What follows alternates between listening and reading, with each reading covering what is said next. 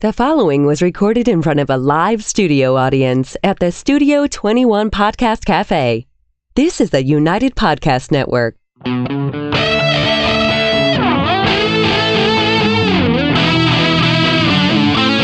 Welcome to Dueling Comedians, where two comedians clash to see whose comedy kills and who gets killed. Figuratively speaking, of course. All this to determine who claims the coveted Dueling Comedians trophy. This is Dueling Comedians. Once more, you're listening to Dueling Comedians. If you have voices in your head, hopefully it's mine. If not, go get yourself checked out.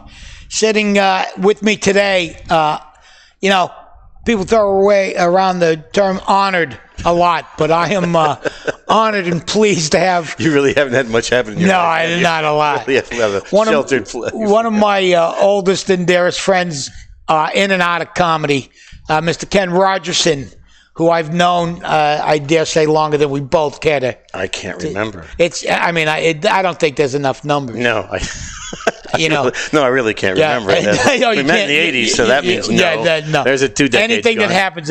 Do we count the 80s, the time when we can't remember? I just counted as one. That's one. That's one. It was the 80s. Half the and 90s then the was 90s. 2. Yeah, right. Yeah, it's been a long time. Ken Rogerson, and I say this, with all due respect to everyone else I know, one of the most naturally funny and gifted and talented men I know. Before we get any further, I want to introduce you to Laugh Track Larry, my Hello, sidekick. Larry. Hello. Nice to meet you. Yeah.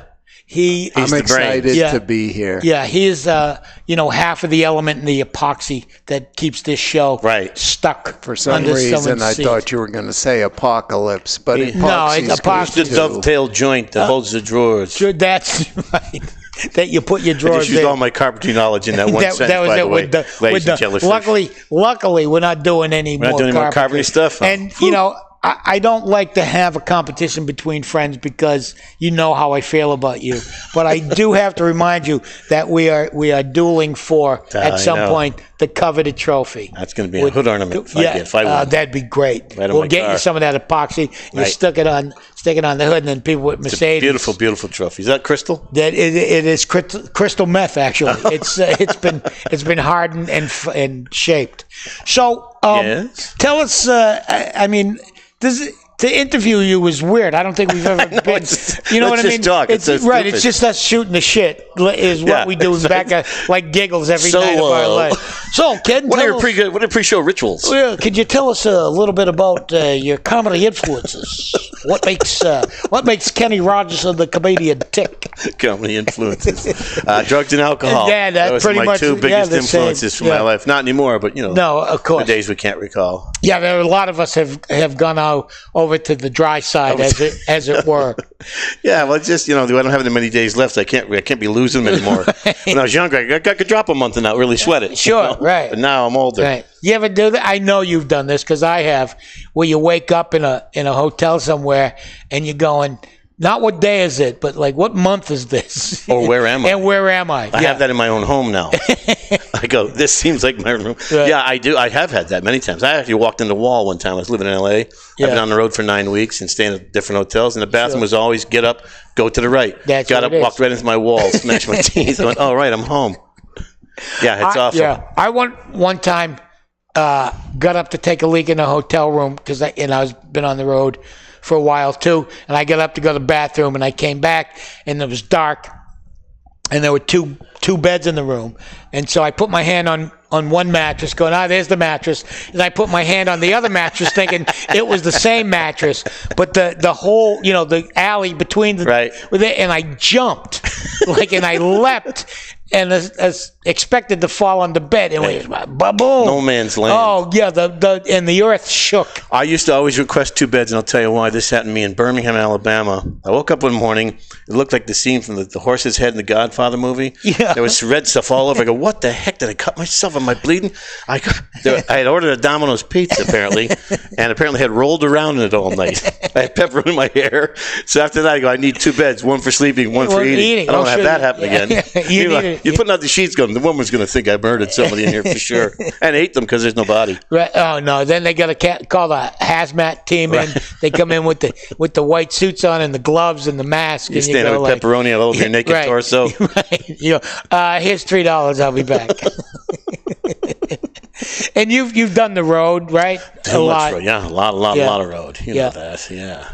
And from Chicago originally. That's right. Connecticut. I grew up in Connecticut, started in Chicago. How'd you do that? You were going to school? No, I had a friend of mine who was going to Northwestern, and that was the farthest place away from Connecticut. By the way, I'm also from Connecticut. On another show, I had a guy from Connecticut. You had another, not one of my favorite states, by the way. I call it the gray state. The gray Growing state. up, it always seemed gray and cloudy. Right. And I got older, I realized it's gray on the Monopoly board. Even on the Monopoly really? board, it's a gray state. I didn't know that. Yeah. Yeah, if you live down the shore, it's always nice. That's not where I grew up. I grew up in tobacco country, so. Right. But yeah, I moved out, hitchhiked out to Chicago around 78, something like that. Yeah. Started out there with all the crazies out there. Right. And the first time we bumped into each other was at the world famous Ding Ho Comedy Club. Yes, it was. And I was just starting out, and you had come from Chicago. Right. Yes, it was frightening. And it was frightening. It was frightening, wasn't it? Absolutely. I was in Chicago, and I came with the Ding Ho, and Lenny says to me, "You're the new guy. You're on last." And it was Lenny, Crimmins, Sweeney, Jack Gallagher, and I think Stephen Wright. That's a show. And I watched it and went, they're not getting worse. In Chicago, there's always one shithead in the middle. Like, I can follow this guy. Right. I'm watching going, oh, my God, they're all good. Right. I was a nervous wreck. But it makes you a better comic. Yeah, I don't need that. Yeah. I want it to be easy. My first time in town just made me look like a hero. I don't have to work. I think I hold the record for being bumped on shows by Steve Sweeney. Well, I don't know. We'd have to compare notes. We all got bumped by Steve. I think for the first 10 years of my stand-up career, there wasn't a show I was on where I'd be ready to step on stage and someone would go, Steve Sweeney said he wants to go on. And I go, all right. And then you end up following Sweeney, and it makes you better. Because, were you ever awful as a comedian? There's a question I've often wanted to ask you. Because I've never known you to be not a good comedian. My first time ever, I was living at Northwestern at a fraternity with my buddy, and I invited guys to come see my very first show ever at a place called Sylvester's. It was a refurbished Esso station. That's how old I am. That's how old I am. Esso, not Exxon. Esso. Yeah, wow. And I got drunk and took some speed, smoked some weed, preparing. But yeah, like all comics. Getting into your space. And it was awful. And I went way over my time. And I didn't go back to fraternity for like 2 days. I just stayed on the L and just kept riding the train. Yeah, and then I didn't do it for another year. Yeah, I was awful. I hated doing that. I hated going. Yeah, it was. Open mic night, I dreaded it every Sunday. I'd go down to Zany's. And then what was the turn? When did you decide this was what you were going to stick I didn't know how to do anything else. I'm not going to be a rock star. There already is a Springsteen, and I can't play an instrument. And I wasn't going to play pro football. This was my third choice on the list. This was the thing. Yeah, and I go, if I suck at this, I'm doomed. I have nothing else. I have no skills. Yeah. And then I remember one time I just come off the road, and I went up on stage or somewhere. Maybe I just took a hike. Whatever. Went on stage, and I did this stupid joke about it. I used to do a joke about how when I was in college, we used to catch these flies, 2 or 3, 4, 5. We put them in a jar, and then we'd drive them to another state. And then we'd let them go, and they wouldn't know where they were. And for some reason, it's a stupid joke, but for some reason, one night it got a huge laugh, and I thought, is this fake? Right. I thought, did someone put a note on my back as my fly down? I couldn't figure it out. They were laughing, which I hadn't heard before. It threw me off. Right. Do you find now that you can do less heady material, like something like that? That's pretty esoteric, if I can say that joke. Yeah, I try to do. Yeah, it's getting harder because I try to do that stuff because I always like the Monty Pythons and those. Yeah, that's my lineage too. Yeah. I mean, and Python was perfect because they would do some completely heady piece of humor and then do like a fart joke. Follow up for you. Go from Chaucer to a fart joke. Fart joke, and it was just perfect because they, you also learned that they both have the same weight. Yeah, I think in the clubs it's hard to do. If you do a theater and stuff, you do a theater, you can stretch out, you can relax, and people they're there to see they'll let you try new things. Right. In the club, they just want they're waiting for their drinks, their pizza strips, or their eat. And then you go on after people, and it's nothing but dick joke, right? Fart joke, dick joke. I know, it's and then you try to do some But did you ever do this? Do you ever watch somebody go and you have a good set? And you go, yeah, but they like the guy in front of them, and he sucks. I hate that. They liked him. What do I care if they like me? That says nothing about their taste. That's so funny because I do that all the time, and it gets in your head like almost like I don't want them to like me because they like that. Right. Yeah. But if they don't like you, then you go, what do you mean? You like this other guy? What? Now you're bombing after the shitty guy. Right.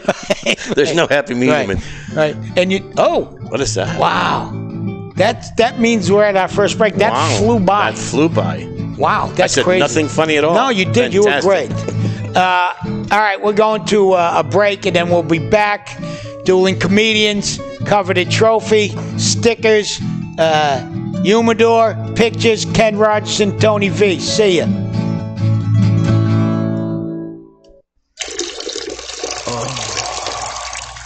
You're listening to Dueling Comedians. Now streaming on Apple Podcasts, iHeartRadio, and YouTube. This wicked pissa show will be right back.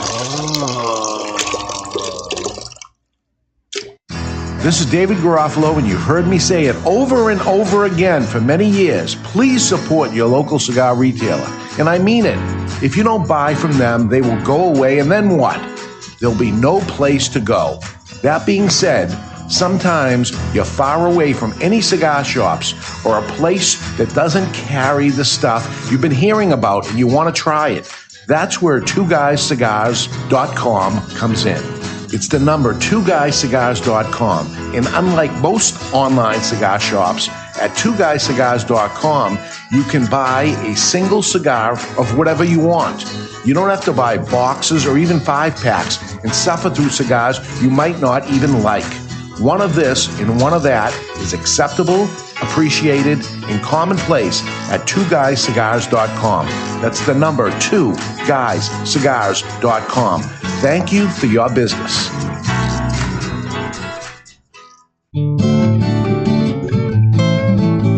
We're back.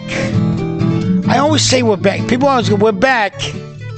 We didn't go anywhere. We're still here. Like, we didn't go out to the store and then come back. We just sat at the table while they were It would be odder if, like, they cut back after that music and we weren't here. Right. People would be going, I wonder where they went. Or if we came rushing into the door and put the headphones on. We're back. We're back. Yeah, we've just been sitting there shooting the breeze some more. That's all. Hey, how do people get a hold of you if they want to? Do you have call Mike Clark. Call Mike Clark. No. Of Giggles Comedy. Yeah, or you can go Barb at ComedyNorth.com. That's my manager. Barb at ComedyNorth.com. Yeah, it's easy. And they know where. You can find me on the interweb on the Facebook. You did cruise ships for a bit? Yes, I did. Thank you for bringing that up, Anthony. I was just starting to feel good about myself. Yeah, please bring that thorn in my buttocks up.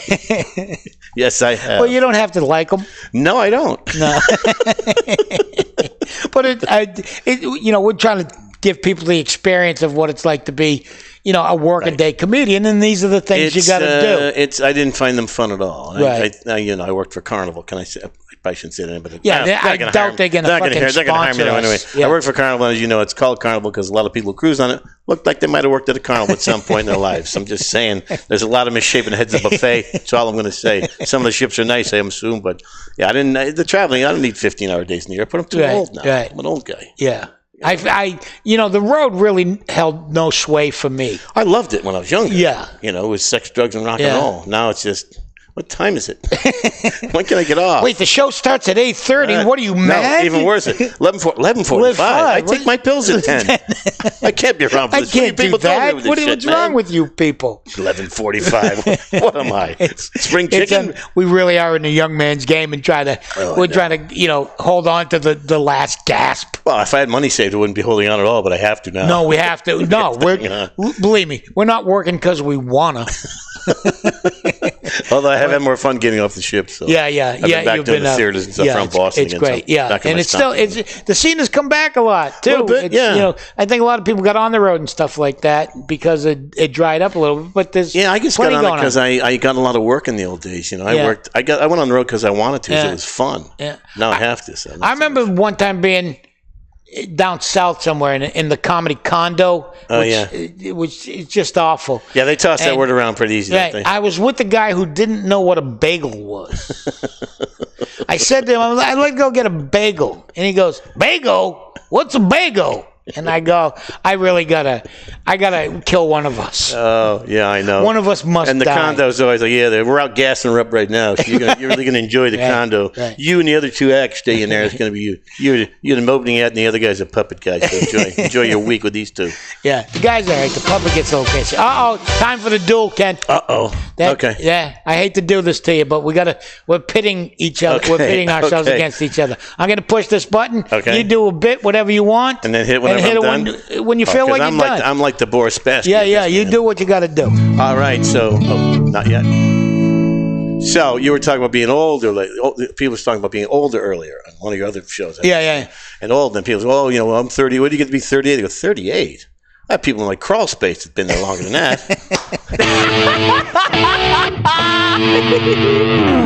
I got the thing now. Here's how I realized I was old. I had to go to the Apple store and the computer place, not the supermarket. I know the difference. Oh, me too. And I needed to go to the Apple store because I wasn't feeling stupid enough that day.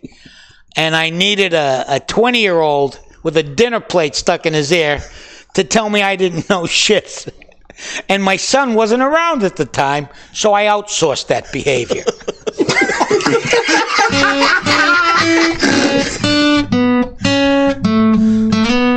Yes, I've been to that Apple store. One time the kid goes, I go, listen, man, if you told me I need to buy a donkey with this thing, I'd go, which one do I have to buy? I don't know anything about computers, man. I just spend my time trying. And people say, how do you write so much? I go, let me tell you something. When they ask me how I write, I said, one time I was in jail because I used to drink a bit, Right.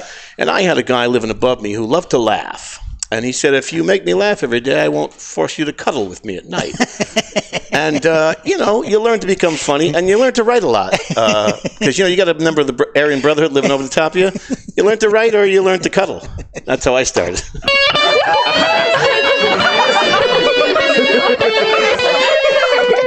And when I was in this Apple store, this is the part that got me where, the kid was trying to explain to me what I needed to do. And he kept saying, you feel me, bro? You feel me, bro? And I go, look, if I started feeling you, we would both be in jail right now. Me for feeling you and you for punching me right in the face. I'm not feeling anybody. I'm not going through that again.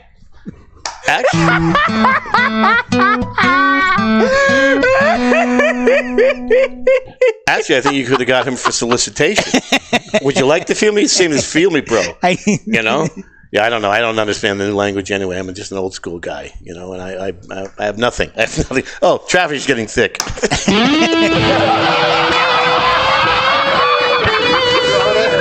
I don't even understand traffic. This is how far I go back with it. I don't even get why there is traffic. There's got to be a point in the road where someone's There's first. One person. All right. One person. Someone's got to be first. Why doesn't that guy just go? You know what I mean? If he would go, we could all go. It's not like you're sitting around going, hey, would you go? Just, you got someplace to be, don't we all? Yep. Go! I agree. And why is it suddenly you're in traffic for an hour and suddenly there's no traffic? Like, are they vaporizing these elderly people in their cars, or are they just turning it to dust and they take them off the road? Because that'd be good. If I could be the captain of the world, I'd have a helicopter, just vaporize slow drivers. Just disappear them. Traffic would move flowing. Oh, there's the vapor guy. I'm so glad he's here. You drive through a tunnel. You go through a tunnel, they don't come out. I'll take that mine. It's yours. I think road signs should also be pedantic. They should do exactly what they say. Like if it says, lane ends in 500 feet, it should just end. There should be a brick wall, right, or a cliff, and give you some incentive to merge. If you could just merge at your will, there's no need to. You'll just cut somebody off. Wow, That was a good laugh. That was a good laugh. That was a good laugh. I also think that we're getting dumber as people. It used to be you say gas. This is a bonus joke, by the way. We're done. Gas, hotel, food. Next section. Now you have a picture of a sandwich and a person in the toilet because we're too stupid. I have no punchline. That just makes me angry. Well, well, let's finish that thought. Okay. It's like hieroglyphics. We've gone back to hieroglyphics. That's right. Like someone's going to dig up our society and go, they had no language. They drew pictures on metal. How do they build all this stuff with just symbols? A lot of arrows pointing. That's how they built up. Just showing arrows. I hope we can have a tie on this show once. Because, I'm really very disappointed if I don't get that trophy. I don't think we can be friends anymore if I don't get the trophy. Larry, I'm sorry we're running off at the mouth overhead. Didn't mean to ignore you. I know you've been calculating over there. Well, I'll tell you, I had to mute today because I was LOLing. He's a funny guy, isn't he? Kenny is very funny. I saw him at your show, that tribute show. Oh, when we had the tribute. He did the helium. Oh, yeah. He talked funny, and how I laughed. Yeah. And I could see you found it humorous. I found him I make no bones about it. I find him very funny. Yeah, I mean, this sort of reminds me of what was that Bible story where they were going to cut the child in half? Yeah, the King Solomon. Right. I feel like King Solomon because this is a really difficult one for me. Oh, my. Yeah, you never get to cut children in half anymore. No.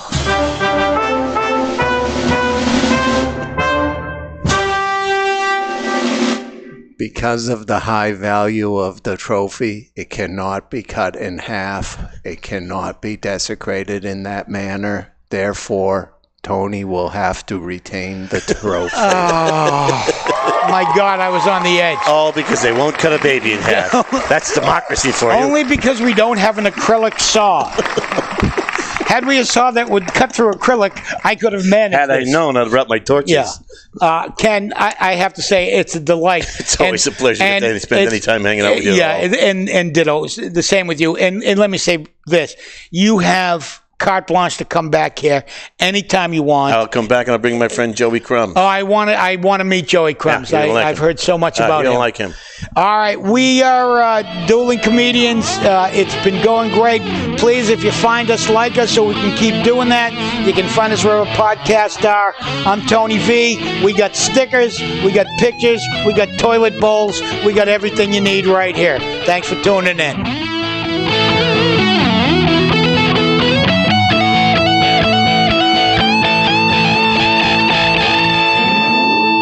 The views and opinions expressed by the hosts, guests, or callers of this program do not necessarily reflect the opinions of the Studio 21 Podcast Café, the United Podcast Network, its partners, or affiliates.